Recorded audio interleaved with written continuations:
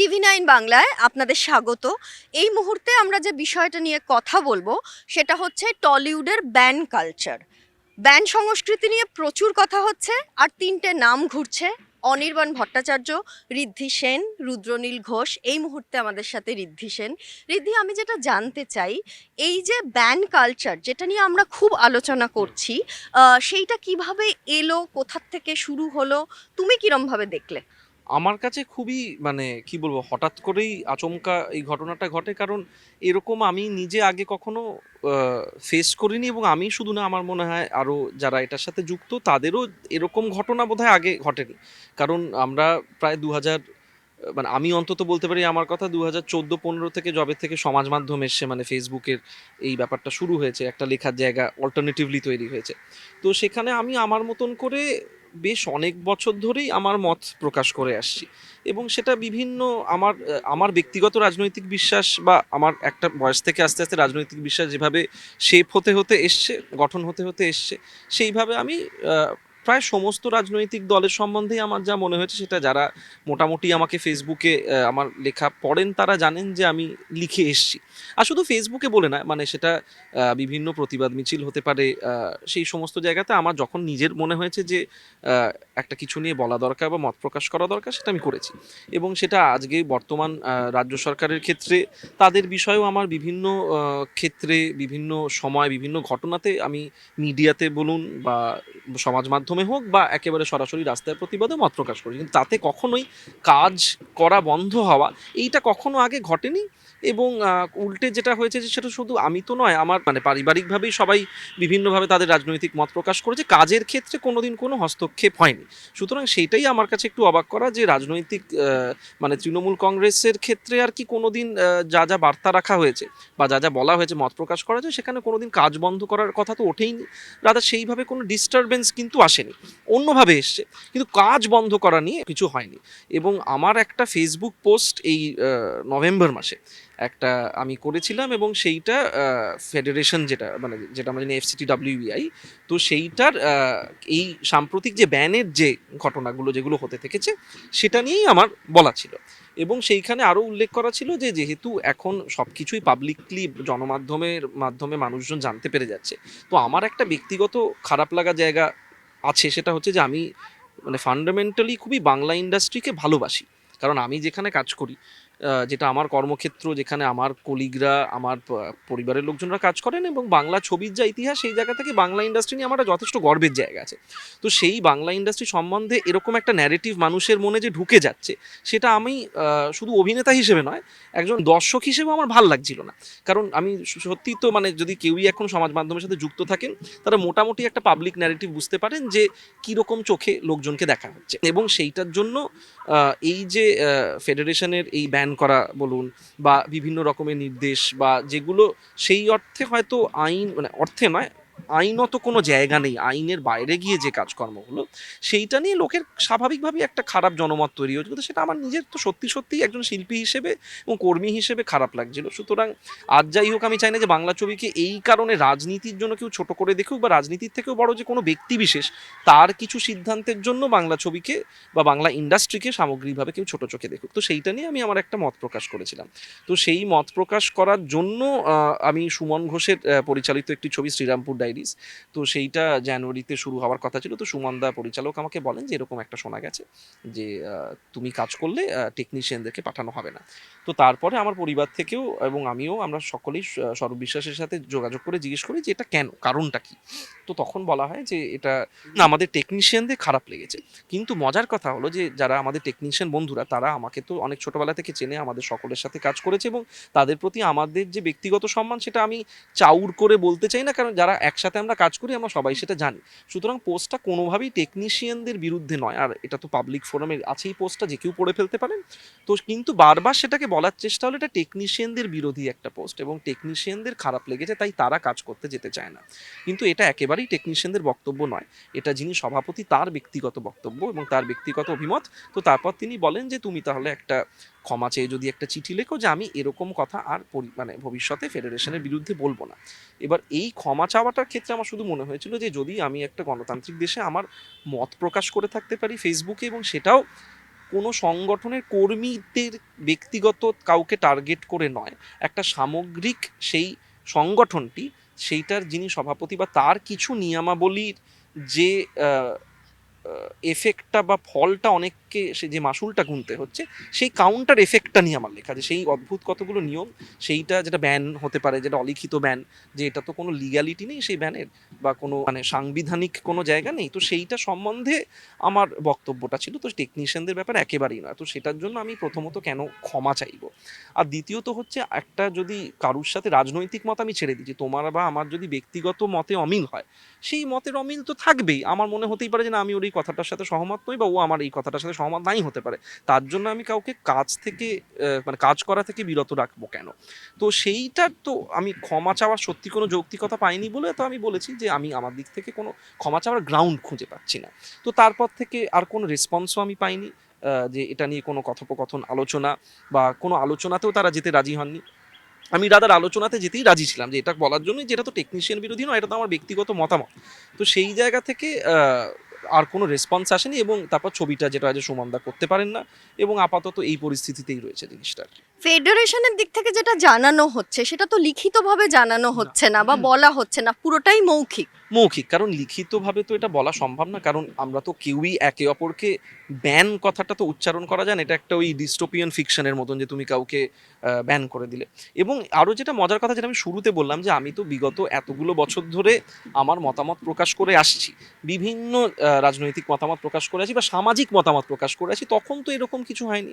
তো একটা পোস্ট নিয়ে পার্টিকুলার এই গন্ডগোলটা কেন হলো? কারণ এরকম তো এর থেকেও আরও অনেক পোস্ট আছে, বা আরও অনেক সরাসরি বক্তব্য আছে, যে বক্তব্যগুলো বলার পরে বা মানে সেই পোস্ট লেখার পরে, বা মানে আমি অনেক সময় সংবাদ মাধ্যমে মানে কাগজেও লেখা দিয়েছি এরকম অনেক, যে তখন তো এরকম কোনো নির্দেশ কোনোদিনই আসেনি কাজ করার ক্ষেত্রে। হঠাৎ এই পোস্টটা বা ফেডারেশন সংক্রান্ত লেখা কোনো পোস্টে ফেডারেশনের সভাপতি এরকম একটা পদক্ষেপ নিচ্ছেন কেন?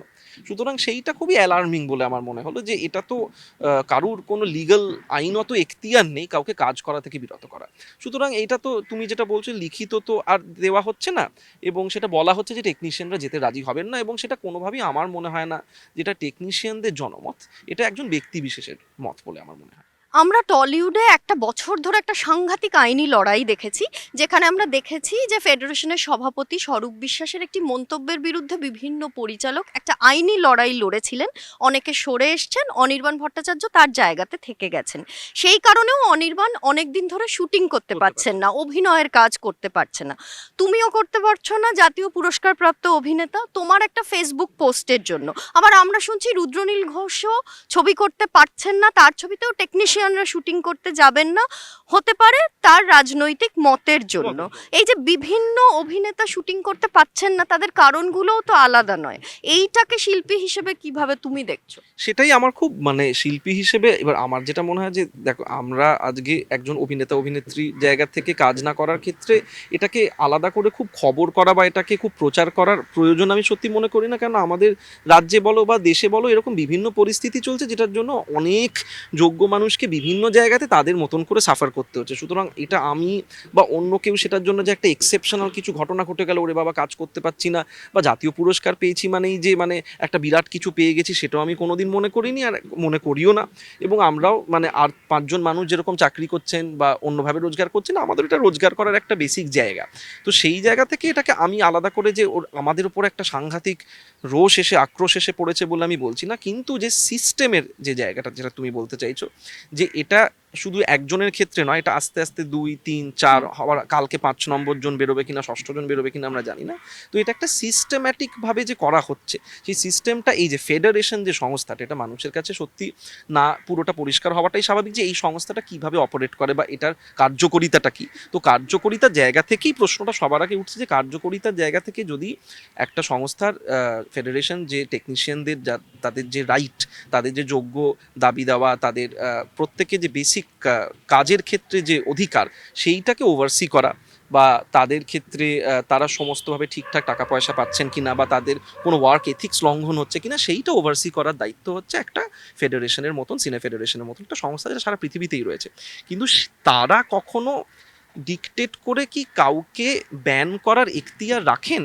এইটা হচ্ছে প্রশ্নের জায়গা, যে এটা তো কোনোভাবেই কোনো লিগ্যাল ফ্রেমওয়ার্কের আন্ডারেই দাঁড়ায় না, তাহলে এই সংস্থাটি বা তার সভাপতি এই ধরনের পদক্ষেপ কি করে নিচ্ছেন? তিনি হয়তো একটা ডায়লগে যেতে পারেন, তিনি বলতে পারেন যে এটা বলো না, তা সেই বিরুদ্ধে তর্ক হতে পারে, পাল্টা তর্ক হতে পারে, কেউ শুনতে পারে কেউ না শুনতে পারে, কিন্তু আমি কাউকে কাজ করতে দিচ্ছি না, সেটা প্রায় একটা কোর্টের মানে রায়ের মতন শোনাচ্ছে আর কি, যেটা একমাত্র আদালত কাউকে বলতে পারে, কিন্তু আদালতও কাউকে, সে যদি প্রচন্ড একটা দাগি আসামি হয়, গরিত কাজ করে, তাহলে তাকে বলা যায় তোমাকে আমি মানে জেলে পুরে দিলাম বা ব্যান করলাম, কিন্তু মতামত প্রকাশ করার জন্য বা একটা স্টান্স, ব্যক্তিগত কারু কাজ স্টান্স কি সেটা তো কেউ জাজ করতে পারে না। কারু যদি মনে হয় যে না আমি আমার এই স্টান্সটাতে অনড় থাকবো, তাহলেও তাকে কাজ করতে দেওয়াটা অ্যালাউড। সুতরাং সেই জায়গা থেকে আমার মনে হয় যে এই সিস্টেমের জায়গা থেকে এটা কেন অ্যালাউ করা হচ্ছে আমি জানি না, এবং আমি আশা করি যে এটা, আমার যেটা ব্যক্তিগতভাবে মনে হয় যে এটা আমাদের যে কর্মস্থলের যে বাকি কলাকুশলীরা, তাদেরও একটু এটা নিয়ে ভাবা উচিত। কারণ আলটিমেটলি আমার যেটা মনে হয় যারা যেখানে একত্রিত হয়ে কাজ করতে পারে সেখানে একটা একত্রিত হওয়ার জায়গাটা থাকাটা খুব প্রয়োজন। সুতরাং যদি এরকম কিছু একটা ঘটে থাকে এবং সেইখানে আমার মনে হয় আরও আমাদের সহকর্মীরা তাদের একটু ভাবা উচিত যে মানে মানে মতবিরোধের জন্য কি সত্যি ব্যান করে দেওয়া যায়? এটা আমরা দেখছি, কারণ সাম্প্রতিক সময় আমরা দেখেছি দেব বলছেন, মমতা বন্দ্যোপাধ্যায়, অভিষেক বন্দ্যোপাধ্যায়, অরূপ বিশ্বাস, স্বরূপ বিশ্বাস, চারজনের কাছে আমি আবেদন করছি এই জিনিসটা দেখার, যাতে অনির্বাণ ভট্টাচার্যর মতো অভিনেতা কাজ করতে পারেন। রাজ চক্রবর্তীও বলেছেন যদি অনির্বাণকে ক্ষমা চাইতে হয়, আমি ক্ষমা চাইতে রাজি আছি তার হয়ে। একটু ক্ষমা শব্দটাতে এখানে আপত্তি আছে, যে ক্ষমা চাওয়ার তো একটা জায়গা থাকতে হবে, কেউ মত প্রকাশ বা একটা স্টান্স নেওয়ার বিষয়, তার ক্ষমা কথাটা কতটা প্রযোজ্য আমি জানি না, কিন্তু এই পদক্ষেপটাকে আমি মানে মানে খুবই মানে মানে চমৎকার একটা চোখে দেখছি, দেখারই কথা। কিন্তু কেউ যদি এগিয়ে এসে এরকম ভাবে রাজদা বা দেবদার মতন একজন মানুষ যদি বলেন তাহলে তো খুবই ভালো, কিন্তু এটা আমার মনে হয় আরো কালেকটিভলি যদি মানুষজন এটা একটু বলেন, মানে যারা সহকর্মী, কারণ এটা তো মানে বাকি মানুষের দায়িত্ব না, এটা তো একটা পার্টিকুলার ওয়ার্ক স্পেসের সমস্যা, এবং সেটাকে খুব পাবলিক করার আমি মানে পক্ষপাতীও নই, কারণ প্রত্যেকে সমস্যা নিয়ে ব্যস্ত সত্যি। সুতরাং এটাকে আমরা কেন আননেসেসারিলি হাইলাইট করে বলবো যে ওরে বাবা আমাদের এত সমস্যা হচ্ছে? সমস্যা পৃথিবীতে সবার আছে, কার নেই আমি জানি না, রাদার উল্টে আরো বেশি মানে জীবন যুদ্ধের সাথে মানুষ লড়াই করছে, কিন্তু যেখানে যারা কাজ করে তাদের এটা আমার মনে হয় যে একটা অভিযোগ নয়, আমার একটা আবেদন বলা যেতে পারে, যে এটা তাদের একটু সত্যি ভাবা উচিত যে এইটা কি করে এরকম একটা আইন হাতে তুলে নেওয়ার মতন সিদ্ধান্ত কি কোনো ফেডারেশনের মতো সংস্থা দিতে পারে, সেটাই হচ্ছে কথা। যদি বাংলার পার্সপেক্টিভ থেকে দেখি, আমরা অনেক সময় দেখি বিভিন্ন পেশা আছে, সেখানে যখন লোকজন ইনসিকিউর ফিল করে বা মনে হয় বাংলায় কাজ পাচ্ছি না তাহলে বাইরে চলে যেতে হবে, তখন আমরা বলি যে বাংলার ভালো ভালো প্রতিভা বাইরে চলে যাচ্ছে, বাংলায় তাদের কাজের কোনো জায়গা নেই। এই মুহূর্তে টলিউডের যে সিচুয়েশন, এতজন শিল্পী যারা ভালো অ্যাক্টর বলে আমরা সবাই মনে করি, তারা যদি এরকম কাজ করতে না পারে তাহলে তো এটা একটা সামগ্রিক চিত্র হয়েও দাঁড়াতে পারে যে এখানকার শিল্পীরা এখানে কাজ করতে পারছে না, বাইরে চলে যাচ্ছে। হ্যাঁ একদমই ঠিক, এবং সেটা এইটা আমার দুটো শুধু উত্তর আছে। একটা যদি আমি ধরে নিই যে এরকম অনেকগুলো কারণ যেগুলো রাজনীতির সাথে সরাসরি যুক্ত, সেই কারণগুলো লোকের কাছে অজানা নয়, তো মানুষজন জানেই যে এখানে, সেটা শুধু অভিনয়ের ক্ষেত্রে কেন, মানে বিভিন্ন সেক্টরে আমারই পরিচিত কত বন্ধু বান্ধব পশ্চিমবাংলা ছেড়ে চলে যাচ্ছে অন্য জায়গায় কাজ করতে। কিন্তু আমি যদি শুধুমাত্র আমাদের ফিল্ম ইন্ডাস্ট্রির কথা বলি, এই চলে যাওয়ার প্রবণতাটা, বা যেটা আমরা নিজেরাই অনেক সময় বলে থাকি যে দেখলে এখানে কাজ করলো না কিন্তু বম্বেতে গিয়ে বা অন্য কোনো ফিল্ম ইন্ডাস্ট্রিতে গিয়ে সে অনেক বেশি তার মতন করে কাজ করতে পারছে, এটা কিন্তু আজকের ঘটনা নয়, এটা প্রায় অন্তত আমার জ্ঞানত যা মনে পড়ছে 20 বছরের একটা ঘটনা। এবং আই ডাউট এটার সাথে মানে মানে রাষ্ট্রের বা কেন্দ্রের রাজনীতির কতটা যোগাযোগ আছে, মানে কেন্দ্র মানে রাষ্ট্রের রাজনীতির কতটা, বা যে রুলিং গভর্নমেন্ট যেই থাকুক না কেন তাদের এখানে কতটা দায়বর্তায় আমি জানি না। এটা আমি খুব ব্যক্তিগতভাবে বলতে পারি, এটা আমাদের ইন্ডাস্ট্রিগত একটা সমস্যা, যে অনেক সময় মানে দেখো আজকে যে কোনো রাজনৈতিক সংস্থা বা রাজনৈতিক দল, তারা তো একটা লুপ হোল সবসময় খোঁজে একটা জায়গাতে, বা কোনো একটা ইন্ডিপেন্ডেন্ট ফেডারেশনের মতো সংস্থা কোনো একটা লুপ হোল খোঁজে। তো সেই লুপ হোলের জায়গা থেকে আমার মনে হয়, যেই কারণে আমি কথাটা আরেকবার বলছি, যে আমাদের নিজেদের মধ্যে একটা ইউনিটি বা একত্রিত থাকাটা খুবই প্রয়োজন, যেটার জন্য আগেও অনেক সময় হয়েছে কেউ কোনো ব্যক্তি বিশেষের বিরুদ্ধে হয়তো কিছু একটা বললো এবং সেই ব্যক্তিগত রাগের জন্য কেউ কাউকে কাজ করতে দিল না। এই জিনিসটা না আর এক রকমের রাজনীতি, যেটাকে আমরা বলি, যেটা হয়তো ইলেকটোরাল পলিটিক্স নয়, এটা পার্সোনাল একটা পলিটিক্স, ব্যক্তিগত রাজনীতি, বা একটা এক রকমের হিংসের রাজনীতি বলা যেতে পারে, যেটার জন্য আমি বহু অভিনেতা অভিনেত্রী পরিচালকদেরকে চিনি যারা এখান থেকে গিয়ে বাইরে এখন কাজ করছে নিজের মতন। তারা অনেকেই বলে যে আমি এই পেটি পলিটিক্সটার ভেতরে থাকতে চাই না বলে আমি চলে যাচ্ছি। তো সেই পলিটিক্সের কালচারটা সব অফিসেও আছে, সব জায়গাতেই থাকে, তো আমাদের ইন্ডাস্ট্রি বা সেখানে বাদ যাবে কেন? কিন্তু এই কাজ না করতে পেরে বাইরে চলে যাওয়ার বিষয়টা নিশ্চয়ই এটার জন্য একটা রাজ্যের যে রাজ্য সরকার বা তাদের যা যা যা রাজনীতি সেটা যেরকম ভূমিকা আছে, কিন্তু সেটাকে সব সময় দোষ না দিয়ে আমি মনে করি যে একটা আঙুল যদি আমি অন্যের দিকে তুলি তাহলে 5টা আঙুল আমার দিকে তোলা থাকবে। আমাদের সংগঠন বা আমরা যেখানে কাজ করি সেটা কতটা মজবুত, আমরা কতটা একে অপরের পাশে সত্যি সত্যি দাঁড়াতে রাজি হই, সেইটা একটু সত্যি সেটাও ভেবে দেখা দরকার। কতটা হতাশ, কারণ একজন অ্যাক্টর সে যতই অন্যান্য কাজ করুক বা অন্যভাবে জীবনযাপন করুক, যদি মনে হয় আমি 2 মাস 3 মাস অ্যাক্টিং করতে পারবো না, আমার ওপরে কোনো ব্যান আছে, আমাকে একটা ছবিতে নেওয়া হচ্ছিল কিন্তু আমার জন্য ছবিটা হওয়াই বন্ধ হয়ে গেল, কতটা হতাশ লেগেছে। আমার যেটা খারাপ লাগছে যে একটা ছবি না হওয়া মানে আমার কাজের থেকেও যারা সেই কাজের সাথে যুক্ত ছিলেন এরকম অনেক অভিনেতা অভিনেত্রী এবং টেকনিশিয়ানরা কলাকুশলীরা তাদেরও তো একটা কাজ নষ্ট হলো। সুতরাং যদি আমি সত্যি সত্যি একটা আমি সংস্থার বা একটা সংগঠনের ভবিষ্যতের ভালোর কথা ভাবি, তাহলে আমি কি চাইবো যে একজনকে ব্যান করার জন্য আরও 40 জনের কাজ সেই ছবিটা থেকে বন্ধ হোক? তাতে কি আদপে যিনি সভাপতি যিনি বলছেন যে আমি টেকনিশিয়ানদের ভালোর জন্য বা তাদের পাশে থাকার জন্য আমি কাজটা করছি, এটা কি তাহলে সত্যি সত্যি টেকনিশিয়ানদের পাশে থাকা হচ্ছে? আমি আমার ব্যক্তিগত মতের অমিলের জন্য, ব্যক্তিগত আমার রাজনীতির জন্য আমি কাউকে ব্যান করে দিচ্ছি, সেই জন্য কিন্তু আরও 45টা লোকের কাজ চলে যাচ্ছে। এবং একই বাংলায় কাজ কম হয়, ছবির সংখ্যা কম, সেখানে যদি একজন পরিচালক, আজ অনির্বাণ ভট্টাচার্য পরিচালনাও করেন, তিনি যদি আরও 2টো কাজ পরিচালনা করতেন অভিনয় করার পাশাপাশি, তাহলে আরও টেকনিশিয়ানরা কাজ পেতেন, বা আজকে সুমনদার এই ছবিটার জন্য আরও অনেক কলাকুশলীরা কাজ পেতেন। তো এই কাজের সংখ্যাটা যদি কমে যায়, এটা আখেরে কার ভালো হচ্ছে? এক, এটা হচ্ছে। আর দ্বিতীয় হচ্ছে, আমি ব্যক্তিগতভাবে হতাশ নই, কারণ আমি হতাশ না থাকাটা হয়তো বলাটা খুব সহজ, আমাদের সকলেরই প্রত্যেকেরই আজকের যা জীবনযাপন, প্রত্যেকের একটা অর্থনৈতিক জোরের খুবই প্রয়োজন। এবং আজকে ফেসবুকের মাধ্যমে এরকম অনেক সময় মনে হয় যে ওরে বাবা, বিরাট সেলিব্রিটি যারা, তাদের অনেক টাকা, মানে এবার এটাকে খুব একটা আমল দেওয়ার প্রয়োজন আমি মনে করি না, কারণ এটা যেরকম এক অর্থে ঠিক কিছু মানুষের ক্ষেত্রে, আবার কিছু মানুষের ক্ষেত্রে ঠিক নয়। কারণ আমি যদি বলি সূর্য পৃথিবীর চারদিকে ঘোরে, সত্যি কি সূর্য পৃথিবীর চারদিকে? তা তো নয়। শুধু আমি যদি ভেবে নিই আচ্ছা না ওর না অনেক টাকা, এটা একটা ধারণা। কিন্তু আমরা যথেষ্ট যে মধ্যবিত্ত একটা জীবনযাপন করি, সেখানে আমাদের চাহিদা কোনোদিনই খুব বেশি কিছু ছিল না। ইএমআইতে অনেক বছরের ইএমআইতে কেনা ফ্ল্যাট, সেখানে আমরা এখনও থাকি এবং সেখানে ইএমআই চলে। এবং আমাদের বাড়ির যেটা আমি শিখেছি যে কোনোদিনই না কোনো আলাদা লাক্সারি বা লাক্সুরিয়াস লাইফস্টাইল, যে বিরাট গাড়ি চাই, দারুণ খাবার চাই, বিলাসবহুল বাড়ি চাই, প্রচুর বিদেশ যাত্রা, এইসব নেই। তো আমি ছোটবেলা থেকে দেখেছি, যেহেতু আমি থিয়েটারের একটা পরিবার থেকে উঠে এসেছি, তো আমি আমার মা এবং বাবাকে বিভিন্ন সময় নানান রকম প্রতিকূলতার মধ্যে দিয়ে যেতে দেখেছি। সেটা তাদের বিশ্বাসগত জায়গার জন্য যে প্রতিকূলতাটা ফেস করতে হয়, সেটা আমার খুব ছোটবেলা থেকে দেখা। এবং সেটা আজকে মানে বর্তমান রাজ্য সরকার নয়, মানে আগে যে সরকার ছিলেন, এখন যে সরকার আছেন, হয়তো ভবিষ্যতেও যে সরকার থাকবেন, তো বিভিন্ন টাইমে আমি দেখেছি যে তাদের ব্যক্তিগত মতামতের জন্য তাদেরকে নানা রকমের প্রতিকূলতার মধ্যে দিয়ে যেতে হয়েছে। এবং সেই প্রতিকূলতা মানে আমি ফিনান্সিয়াল প্রতিকূলতা বলছি। এবং সেইখানে আমি কোনোদিন দেখিনি সেটার জন্য আমার মা বা আমার বাবা কোনোদিন হীনমন্যতায় ভুগেছেন বা অবাক হয়েছেন যে ওরে বাবা এটা কি করে হচ্ছে।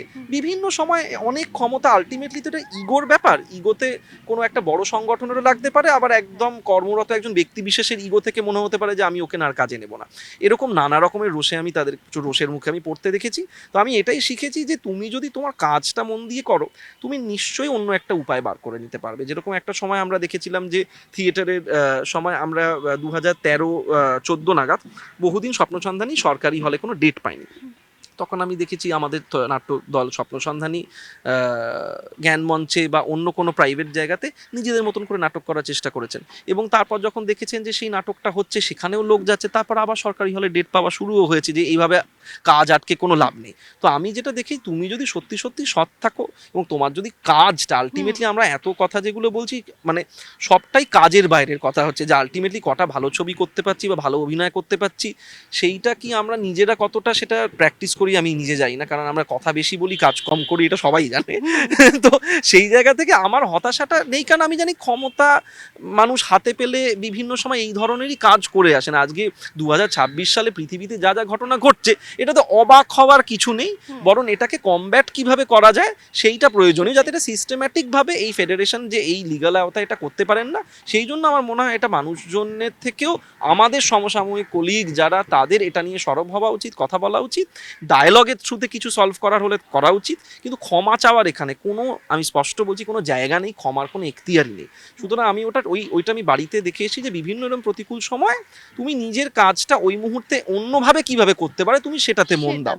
বাবা মার কি প্রতিক্রিয়া, কারণ তারা তো এই ইন্ডাস্ট্রির সঙ্গেই যুক্ত। হ্যাঁ। কৌশিক সেন বিভিন্ন সময়ে সরকার বিরোধী কথাও বহু সময়ে সেটাই, তার জন্য বলেছেন। কিন্তু তাকে তো কাজে কোনোদিন ভাবে এফেক্ট করা হয়নি, এটা প্রথমবার এরকম একটা ঘটনা হচ্ছে। আমি সেটাই খুব অবাক লাগছে আমার দেখে, যে এটা কোনোদিনই এরকম কাজ বন্ধ করে দিলাম তুমি ব্যান, এইটা ফার্স্ট অফ আ কাইন্ড। তার মা বাবার প্রতিক্রিয়ার জায়গা থেকে আমার বরাবরই যা ইন্ডিপেন্ডেন্ট মতামত সেটাকে তারা সম্মান জানান, এবং এই বিষয়ে আমরা মোটামুটি সকলেই একই মতে বিশ্বাস করি। এবং যেটা তোমাকে বললাম যে এটার থেকে কেউই আমরা অবাক নই, যে বা এমন না যে সাংঘাতিক হতাশার মুখে পড়ে গেছি যবে থেকে এটা শুনেছি।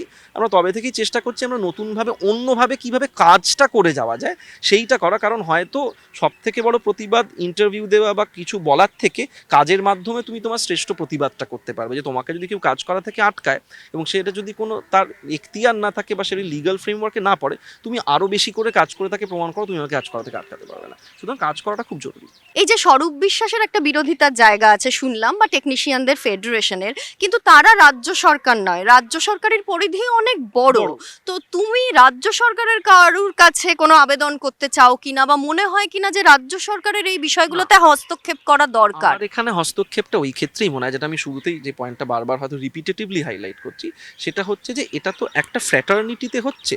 এবং ধরো আজ যদি একটা অফিসে হয়, একটা অফিসের মধ্যে কোনো কাউকে একজন বস এসে বলেন আমি তোমায় ব্যান করলাম, তাহলে সে কি সবার আগে বেরিয়ে একজন সরকারের কারুর কাছে কোনো হেল্প চাইতে যাবে, নাকি তারা ইন্টারনালি সলভ করার চেষ্টা করে বাকি কলিগরা বলবে যে না এটা আপনি করতে পারেন না?